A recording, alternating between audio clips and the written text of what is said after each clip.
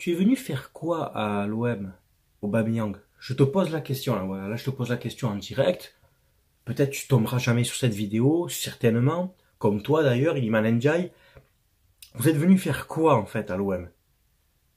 Surcoté, surestimé, les supporters. Voilà. Mais en fait, quand on compte sur vous, vous n'êtes pas là. Voilà. Aubameyang, c'est quoi ce piqué dégueulasse là? Mais t'es pas tueur en fait. T'es pas tueur, t'arrives face au but, t'as l'expérience, t'as 15 ans du très haut niveau, et tu fais un piqué dégueulasse parce que t'es nonchalant, parce que tu t'en fous en fait. Alors c'est bien contre le Havre de marquer, de faire une talonnade et tout, mais contre Nice, quand il y a la pression, tu es où? Tu es où, Aubameyang? Salutations à toutes et à tous, Steve, supporter of Marseille.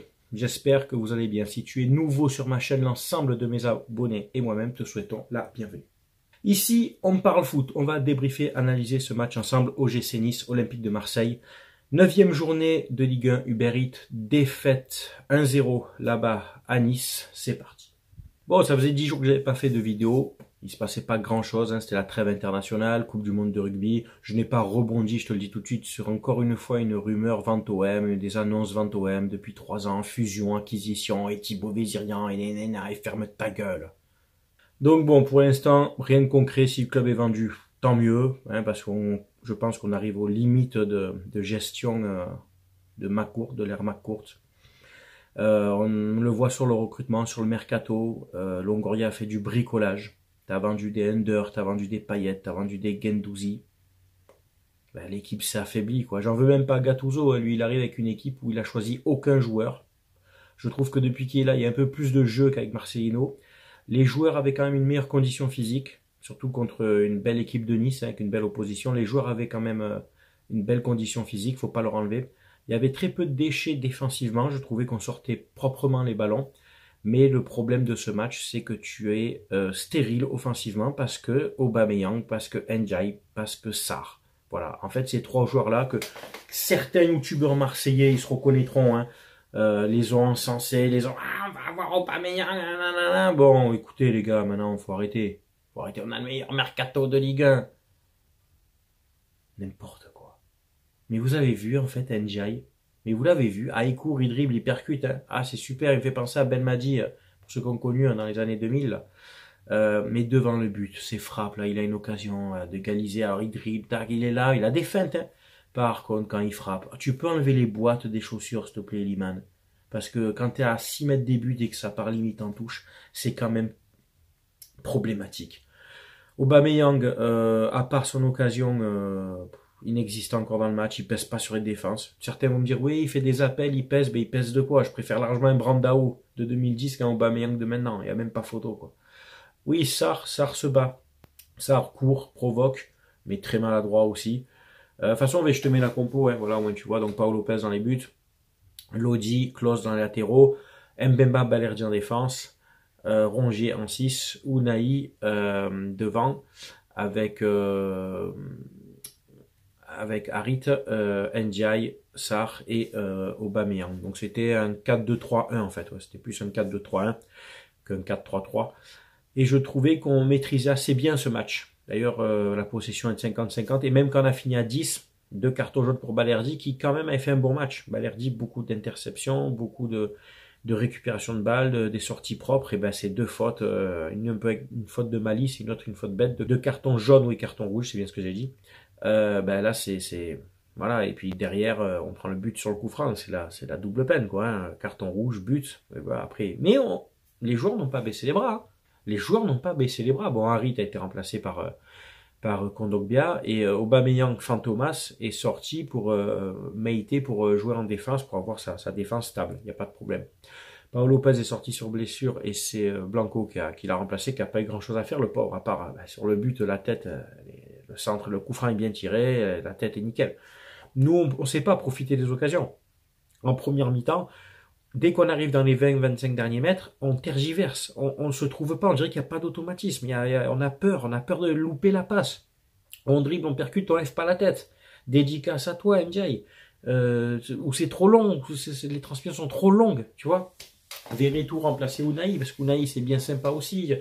Et bon, ok, ils courent et tout, mais c'est trop léger, ça aussi. C'est les mecs qui font des bonnes coupes du monde comme Unai Ndiaye, mais après ils arrivent en Ligue 1 avec la continuité des matchs et on voit plus personne, quoi. Ça fait, c'est trop irrégulier. Ils peuvent te sortir un bon match une fois sur 5. C'est trop irrégulier. Donc finalement, on est à notre place. Au classement, on doit être 7e ou 8e, je crois. Avec 9 points. Donc c'est, avec 12 points, pardon, c'est pas possible, quoi. 12 points en 9 matchs. C'est même pas un point et demi par match, quoi. Donc ça va pas du tout. Ça va pas du tout. Nice est premier avec 19 points, donc on a 10 points derrière eux, quoi. Après c'est Paris 18 et Monaco 17. On est très loin, ça va pas du tout. Et l'écart va se creuser au fur et à mesure du championnat parce qu'on n'est pas capable de marquer des buts, de gagner des matchs comme ça. Donc oui, j'en veux à des joueurs comme Aubameyang, comme Ndiaye, comme Aubameyang qui demandait 700 000 euros par mois, mais tu les justifies pas, mon pote. Tu justifies rien. Et puis j'en veux à Longoria aussi. T'as pas réussi à retenir un Sanchez et tu vas me chercher ce mec qui cramait, qu'il est cuit. Il est cuit. Franchement, hein, à âge à peu près égal, tu vas me chercher Gignac et ça aurait été très bien. Moi, je commence à en avoir marre. Je commence à en avoir marre des mercatos comme ça, bricolage. Prêter avec option d'achat. On prend des joueurs, on bricole. Chaque année, on change 8, 9 joueurs de l'effectif. C'est ça le projet saoudien, c'est ça la fusion-acquisition.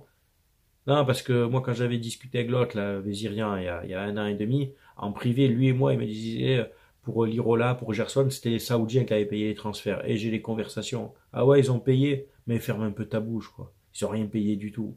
C'est Longoria qui bricole depuis 2, 3 ans, c'est tout. Avec les paiements étalonnés d'une saison à l'autre. Toujours les mêmes discours, quoi. Ça surfe sur la vente web, là, mais il se passe rien concrètement. Vous en avez pas marre de suivre des mecs comme ça, là, qui vous baladent depuis 3 ans? Est-ce que vous en avez pas marre à un moment? Prêt à ceux là qui disaient rien pendant quelques années et puis qui sortent du bois, qui disent ah ouais peut-être que si, en fait qui retournent leur veste en permanence, ils se reconnaîtront, certains se reconnaîtront, les pseudo youtubeurs marseillais là. Enfin bon bref. Donc voilà, je suis déçu parce qu'on méritait mieux. Je pense qu'on méritait minimum le nul et pour moi Nice m'a pas impressionné. Franchement, t'as 2 meilleurs attaquants. Ce match tu le rejoues avec Sanchez, Under, tu le gagnes. Mais tu le gagnes sans problème. C'est Nice, ils sont premiers parce que l'opposition en Ligue 1 est très faible. Nous, on est très faible et l'opposition en Ligue 1 est très faible. Donc, tant mieux pour eux. Ils ont 19 points en 9 matchs parce qu'ils font le job. Mais c'est pas pour moi des grosses équipes, quoi. Voilà.